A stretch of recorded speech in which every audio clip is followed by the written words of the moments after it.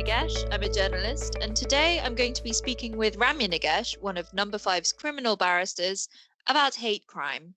Ramya's book, A Practical Guide to the Law in Relation to Hate Crime, has just been published and gives an overview of both the history of hate crime and its status in law today. For the last 5 years, she's sat on the West Midlands Hate Crime panel, and she's delivered talks and had a number of articles on hate crime published in legal journals. Full disclosure, if you were wondering about our names, yes, she's also my sister. Hi, Ramya. Hello. So there might be people out there who've never really heard of hate crime. Could you just explain what it is? Yeah, hate crime refers to criminal offences that are either A, motivated by the offender's hostility towards someone based on a certain inherent characteristic, or B, at the time of committing the offence or immediately before or after, the offender demonstrates hostility based on that characteristic. So basically, what the prosecution has to prove is two things. First, the crime which already exists took place, such as an assault. Secondly, that the person who committed the crime was either motivated by hostility based on one of a certain set of inherent characteristics, or that they demonstrated hostility based on that. So, for example, they might have shouted a racist slur, and that would be a demonstration of hostility based on race. Or they might have, for example, assaulted a homosexual person because they have hateful views about homosexuality. And so that would be an assault motivated by hostility based on sexual orientation. So it sounds wordy, but essentially we should remember that the law of hate crime is tackling any crime that has as a feature hatred towards another person because of an inherent characteristic, because of their identity, in other words. Okay, and who's protected by it? I know in recent years a law has been expanded to include different categories of people. Yes, you are right, because the initial versions of hate crime legislation were designed to target racial hostility. They were then expanded to target hostility against people on the grounds of their religion and, in some circumstances, their sexual orientation. But currently, the characteristics that are protected are race, religion, sexual orientation, disability, and transgender identity. Having said that, there have been some calls for the law to be expanded to include other forms of identity. Okay, and do you think the law will be expanded to include other characteristics? Well, in fact, there was due to be a Law Commission consultation on that opening at some point this year, because there have been some calls for the law to be expanded to include other forms of identity, such as crimes against older people and crimes involving misogyny. As to whether the law will actually be expanded further, well, we've seen that the law has been expanded over the last 20 years to reflect the real problems faced in society by certain groups of people. But if other groups of people are being targeted as victims of crime, and there's evidence of that because of hatred of who they are, then there's no reason why the law shouldn't be expanded further. Yeah, and I've understood from my own work that this is an area of law that is becoming increasingly relevant. Yes, absolutely. I mean, of course, the need to address hate crime has always existed. So in that way, it's always been relevant because hate crimes have existed throughout history, just targeting different groups of people. So we know about historic targeting of the Jewish community, which stretches as far back as the 12th century. And there are many documented cases of physical abuse against members of the LGBTQ community. And we now know that laws targeting such abuses were just as necessary back then, but they just didn't really exist in anything like the way that they do now. So you're also right, though, that hate crime laws continue to be relevant. So in some ways, we might think of ourselves as far more enlightened than our historic predecessors, but just because we have moved on in many ways, in terms of the way, for example, we as a society think about certain groups of people. After all, it's no longer illegal to commit certain sexual acts. That doesn't mean that hate crime has stopped. So in fact, we see it evolving to suit the social and political landscape. So in the month, for example, following the Brexit result in 2016, there were reports hate crimes had increased fivefold, and commentators linked the two. But even this year in March, as we were all getting to grips with the reality that coronavirus had spread to the UK, there were reports of people of Chinese ethnicity being physically attacked and being subjected to racist slurs at the same time. So hate crime is an area of law that's continuously relevant, even if the particular target groups and ways of committing offences change. And considering a lot of abuse nowadays takes place on social media, do you know how the law covers online abuse? If I take it a step back and say, in general terms, there are two strands of hate crime law. So, two ways in which the law tackles hate crime. So, one is it's created some specific offences. For example, racially aggravated assault is its own specific offence, as is racially aggravated harassment.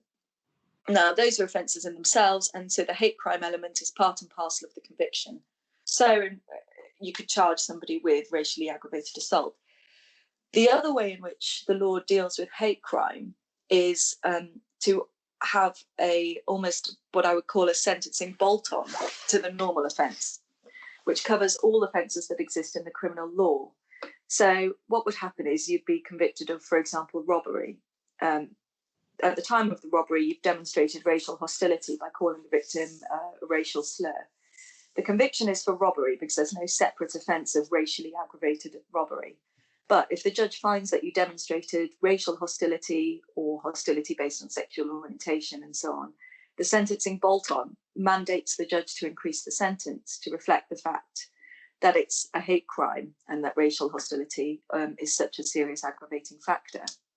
So how the law would deal with online hate crime actually depends on what the person has done, what the most appropriate criminal offence is to charge them with. So, for example, if the defendant's been harassing his victim online, such as by sending them a barrage of messages, and there's enough proof there to bring a charge of harassment, then you would say, well, we'll charge them with a specific offence of racially aggravated harassment if there's proof that the harassment was either racially motivated or they demonstrated racial hostility. But on the other hand, the police might decide to charge the defendant with, for example, an offence under the Malicious Communications Act, and in which case the defendant would be found, assuming the defendant was found guilty of that offence, and then the judge found that there was a hate crime element to it, the judge would increase the sentence using the sentencing bolt-on. So that's a long-winded way of saying that there are a number of different ways in which the law can tackle hate crime online, and it really does depend on the specific circumstances. Yeah, so it's actually quite a complex area of law then, because aside from the obvious, where the perpetrator uses slurs or something, some of these cases could end up being open to interpretation. Yeah, you're absolutely right. I've kept mentioning demonstration and motivation. Basically, to prove a hate crime element, generally the prosecution have to prove either the defendant demonstrated hostility at the time of the crime or immediately before or after it, or that the defendant was motivated by hostility. So if we take demonstrating hostility, you're right, that can be the more obvious case, the more straightforward one, because if the defendant shouts certain racial slurs or homophobic slurs or whatever, then we might say, well, that's an obvious demonstration of hostility, and that element can be proven.